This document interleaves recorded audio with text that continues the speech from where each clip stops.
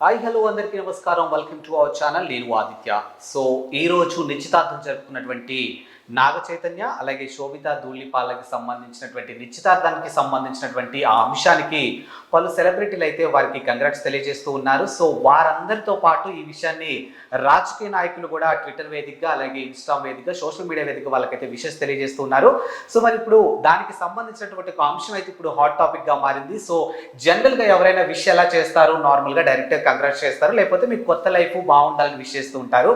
కానీ ఇక్కడ చూసుకున్నట్టయితే అపన్న హస్తం అని ఒక కాంగ్రెస్ కి సంబంధించినటువంటి సోషల్ మీడియా సంబంధించినటువంటి సైట్ నుంచి డైరెక్ట్ వాళ్ళకి మెన్షన్ చేయడం జరిగింది. సో కొత్తగా నిశ్చితార్థం జరుపుకున్నటువంటి నాగ చైతన్య శోభితాకి విషెస్ చేస్తూ మీ వైవాహిక జీవితం బాగుండాలి, ఇప్పుడు ఎవరు మీ ఫోన్ ని ట్యాపింగ్ చేయరు అంటూ ఇండైరెక్ట్ గా బీఆర్ఎస్ ని ఇందులోకి తీసుకొచ్చి మరి వీళ్ళు విష్ చేయడం జరిగింది. సో మరి దీన్ని ఏ విధంగా చూడొచ్చు ఏంటి అనే అంశం గురించి ఇప్పుడైతే డిస్కస్ చేద్దాం.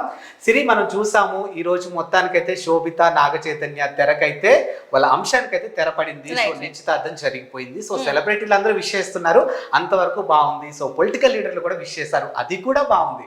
కానీ ఆపన్న హస్తం వాళ్ళు కాంగ్రెస్ కి సంబంధించినటువంటి సోషల్ మీడియా సైట్ ఇది. సో వాళ్ళు నేరుగా మెన్షన్ చేయడం జరిగింది. సో మీ జీవితంలో ఫోన్ ట్యాపింగ్ చేయలేరు, ఇంకా చేయడం జరగదు అన్నట్టుగా చెప్పారు. చెప్తూనే మీరు సంతోషంగా ఉంటారు అని చెప్పేసి, అంటే కింద ఏం చెప్తున్నారు అంటే, ఇక్కడ మనం చూస్తుంటే తెలంగాణలో ఒక అంశం ఎన్నికలు అయిన తర్వాత ఒక అంశం అయితే బాగా దుమారం రేపిందని చెప్పుకోవాలి. ఏంటంటే అది ఫోన్ ట్యాపింగ్.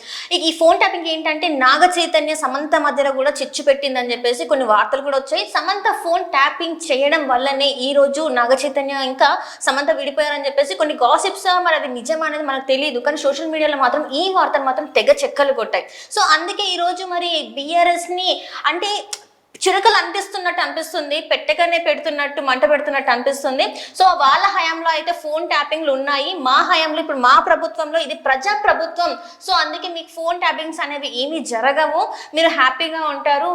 అంటే మా ప్రభుత్వంలో ఎవరి ఫోన్ ట్యాపింగ్స్ అయితే జరగవు, సో మీరు అందరూ హ్యాపీగా ఉంటారని చెప్పేసి చెప్పకనే చెప్తున్నారు. అన్ని ఇక్కడ చూస్తున్నట్టయితే మనం ఈ పోస్ట్ లో చూస్తున్నట్టయితే, సో అంటే గతంలో ఏవైతే జరిగినాయో ఇండైరెక్ట్ గా అంటే వీళ్ళకి విషయస్ చెప్తూనే మా ప్రభుత్వం ఇలా ఉంటుంది, వాళ్ళ హయాంలో ఇలాంటివన్నీ జరిగాయి, మా ప్రభుత్వంలో అయితే ఇలా ఉంటుందని చెప్తున్నారు. సో జనరల్ గా తెలుగులో ఒక సామెత ఉంటది కదా, రాజుగారి చిన్న పిల్లం మంచిది కాదు అని అంటే ఆటోమేటిక్ గా పెద్ద పిల్లం మంచిది. సో మనం చూసాం బీఆర్ఎస్ హయాంలో ప్రణీత్ రావు ఫోన్ ట్యాపింగ్ ఇష్యూ ఎంత పెద్ద హాట్ టాపిక్ గా మారిందో తెలుసు. సరే ఏది ఏమైనప్పటికీ తిరిగి అది గాలివాన్ అంటూ వీళ్ళ సంసారంలో చిచ్చు పెట్టిందని చెప్పకనే చెప్పారు అందరూ.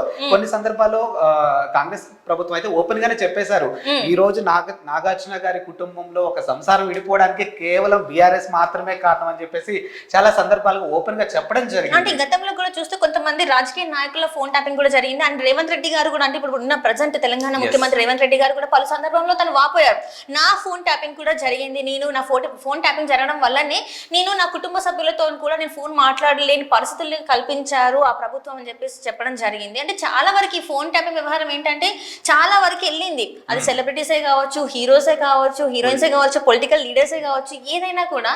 సో ఇప్పుడు వాళ్ళు ఏం చెప్తున్నారంటే, ఇప్పుడు మేమున్నాం కాబట్టి ప్రజలకే కావచ్చు, సెలబ్రిటీస్కే కావచ్చు, ఇంకెవరికైనా కావచ్చు, ఇలాంటి బాధలు అయితే ఉండవు, ఫోన్ ట్యాపింగ్ కావచ్చు, ఇంకేదైనా కావచ్చు, మా ప్రభుత్వం నుంచి అయితే ఉండవు అని చెప్పకనే చెప్తున్నట్టేమో అనిపిస్తుంది. సో మరి ఎలా చూడాలంటారు? అంటే రాజకీయ నాయకులు అంటే పార్టీకి సంబంధించిన అఫీషియల్ పేజ్ నుంచి కూడా ఇలాంటివి వస్తున్నాయంటే మనం అసలు ఎలా చూడాలి? మరి ఎలా చూసేది జనరల్ గా ఇప్పుడు వాళ్ళు ఇండైరెక్ట్ గా ఏం చెప్పట్లేదు, డైరెక్ట్ గానే చెప్తున్నారు.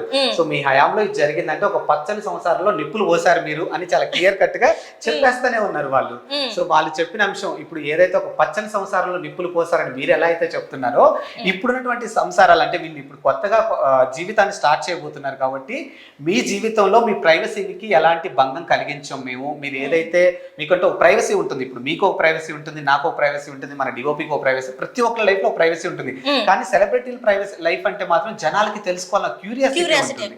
సో అండ్ ముఖ్యంగా మనం ఇక్కడ గమనించాల్సిన విషయం ఏంటంటే, ఆ టైంలో ఎంతో మంది సెలబ్రిటీస్ ఉండగా సమంత ఫోన్ ని మాత్రమే ట్యాప్ చేయడం జరిగింది. చైతన్యకి సంబంధించిన ఎందుకు అని అంటే, సమంత ఐ థింక్ చేనేత వస్త్ర పరిశ్రమకి ఒక బ్రాండ్ అంబాసిడర్ చేసినట్టున్నారు.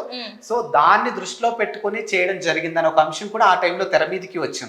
సో దీన్ని మనం ఎలా చూడాలి అని అంటే, రాజకీయ కోణంలో చూస్తే మాత్రానికి సో గతంలో జరిగినటువంటి తప్పుల్ని మేము చెయ్యము, ఎవరి ప్రైవసీకి మేము భంగం కలిగించము, మేము ప్రజలకి ఏదైతే కావాలో అవి మేము ఏదైతే సంక్షేమ పథకాలు అమలు పరుస్తామని చెప్పాము వాటిని అమలు పరుస్తాము.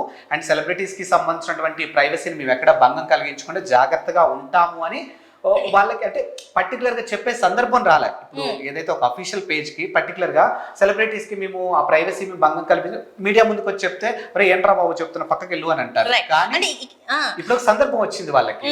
ఎందుకనంటే చైతన్య విడిపోవడానికి రీజన్ ఫోన్ ట్యాపింగ్ అనే అంశం ఎక్కువగా వినిపించింది. అవును, గతంలో మనం చూస్తున్నట్టయితే ఇదే రీజన్, తన ఫోన్ ట్యాపింగ్ అవ్వడం వల్లనే తన చాలా విషయాలు బయటకు వచ్చాయి. అది నాగ చైతన్య నాగార్జున వరకు కూడా వెళ్ళాయి. అందుకే వీళ్ళు డివోర్స్ తీసుకున్నారని చెప్పేసి. అయితే ఇప్పుడు నా క్వశ్చన్ ఏంటంటే వీళ్ళు ఇంత డైరెక్ట్ గా వాళ్ళ సోషల్ మీడియాలో వాళ్ళ అఫీషియల్ పేజ్ లో ఇట్లా పెట్టడం వల్ల మరి బిఆర్ఎస్ నుంచి ఎలాంటివి ఉండబోతున్నాయి? మరి వాళ్ళు ఖండిస్తారా, లేదు మేము చేయలేదని ఖండిస్తారా, లేకపోతే ఇంకేమన్నా అయ్యే అవకాశాలు ఉన్నాయంటారు? ఇప్పుడు దీన్ని ఖండిస్తారా అంటే డెఫినెట్ గా ఖండించే సందర్భాలు ఎక్కువగా కనిపిస్తాయి. ఇప్పుడు తప్పు చేసినా ఒప్పు చేసినా కానీ ఇది చాలా పెద్ద ఇష్యూ కాబట్టి ఇప్పుడు దొంగతనం చేసిన వాడి దగ్గరికి వెళ్ళి దొంగతనం చేసావా అంటే ఏమంటాడు, నేను చేయలేదని అంటాడు. మేబీ మీ దగ్గర ఎవిడెన్స్ ఉండి మీరు తీసుకొచ్చి మాట్లాడితే చచ్చినట్టుగా ఒప్పేసుకోవాలి. సో ఇప్పుడు ఈ విషయాన్ని వీళ్ళు అఫీషియల్ గా మీడియా వేదికగా వీళ్ళు తెలియజేశారు కాబట్టి దీనికి రీకౌంటర్ గా వాళ్ళు ఏమన్నా ఇస్తే ఇచ్చే ఛాన్సెస్ ఉంది. ఒకవేళ లేదు గమ్మునైతే ఉండరు, 100% అయితే సైలెంట్ గా ఉండరు. డెఫినెట్ గా వాళ్ళు అయితే కౌంటర్ ఇస్తారు ఈ విషయానికి. సో మరి ఏ విధంగా కౌంటర్ ఇస్తారు అనేది మనం చూడాలి. అంటే ఇప్పటి వరకు చూసినట్టయితే ఎవరు కూడా అఫీషియల్ గా బయటకు వచ్చి మా ఫోన్ అంటే రేవంత్ రెడ్డి గారు చెప్పడం జరిగింది, కానీ ఎవరైతే ఈ సెలబ్రిటీస్ ఉన్నారో వీళ్ళు మాత్రం ఇంతవరకు ఎక్కడ కూడా మా ఫోన్ ట్యాపింగ్ జరిగింది అని అయితే ఎక్కడ చెప్పలేదు. అంటే సోషల్ మీడియాలో రావచ్చు, లేకపోతే న్యూస్ లో రావచ్చు, కానీ వాళ్ళైతే స్వయంగా వాళ్ళు బయటకు వచ్చి అయితే చెప్పిన సందర్భాలు అయితే లేవు. మరి ఇది ఎంతవరకు వాస్తవం అంటారు? అంటే ఇప్పుడు జనరల్గా దీన్ని ఎలా చూడొచ్చు అంటే సిరి, మనం కొంతమంది సెలబ్రిటీస్ ఇప్పుడు చైతన్య కానీ లేకపోతే సమంత కూడా అఫీషియల్గా మీడియా ముందుకు వచ్చి కానీ లేకపోతే ఎక్కడ పిఎస్లో కూడా కంప్లైంట్ చేయలేదు మా ఫోన్ ట్యాప్ జరిగిందో వాళ్ళు ఎక్కడ కంప్లైంట్ చేయలేదు. మీరు అన్నట్టు ఏ సెలబ్రిటీ కూడా వచ్చి మాట్లాడలేదు అని అంటే ఇప్పుడు లైక్ వాళ్ళకంటూ ఒక ఇది ఉంటుంది. ఇప్పుడు ఎందుకు నేను దీన్ని రచ్చ చేసుకోవడం, సరే జరిగింది ఏదో జరిగిపోయిందని ఆ వేలో వాళ్ళు ఆలోచించి సైలెంట్గా అయినా ఉండొచ్చు మేబీ. అందుకు వాళ్ళు రాకపోయి ఉండొచ్చు. ఈవెన్ ఇప్పుడు ఇంత జరిగినా కూడా సమంత మీడియా ముందుకు వచ్చి చెప్పలేదు కదా, చెప్పలేదు. అందుకే అదే డౌట్, నిజంగా జరిగిందా లేదా ఏంటి అనేది. మరి చూద్దాం, మరి ఫ్యూచర్ లో ఎలా ఉండబోతుంది ఏంటి అనేది ఇంకొన్ని రోజులు అయితే మాత్రం మనకు తెలుస్తుంది. సో ఇప్పటివరకు అయితే చూస్తున్నట్టయితే అందరూ అంటే ఫోన్ ట్యాపింగ్ ఎంతవరకు జరిగింది, ఆ ఫైళ్ళ గురించి బ్రిడ్జ్ల కింద దొరకడం, హుస్సేన్ సాగర్ లో దొరకడం, మూసీ నదిలో దొరకడం, అవన్నీ కూడా సో ఇప్పటి నుంచి అయితే ఇలా ఉండదు. మా ప్రభుత్వంలో ప్రజలకి సెలబ్రిటీస్ కి ఎవరికైనా కూడా ఒకటే లాగా ఉంటది. వాళ్ళ ప్రైవసీ లైఫ్ ని మేము ఎక్కడ కూడా ఇంటరప్ట్ చెయ్యమని చెప్పేసి చెప్తున్నారు. అలాగే ఇది కాంగ్రెస్ ప్రభుత్వం, సో ప్రజలకి అండదండగా ఉంటుంది, ప్రజా ప్రభుత్వం అని చెప్పేసి చెప్తున్నారు. సో చూద్దాం మరి ఎలా ఉండబోతుంది ముందు అనేది మనం ఇంకొన్ని రోజులు అయితే తెలుస్తుంది. Thank you so much.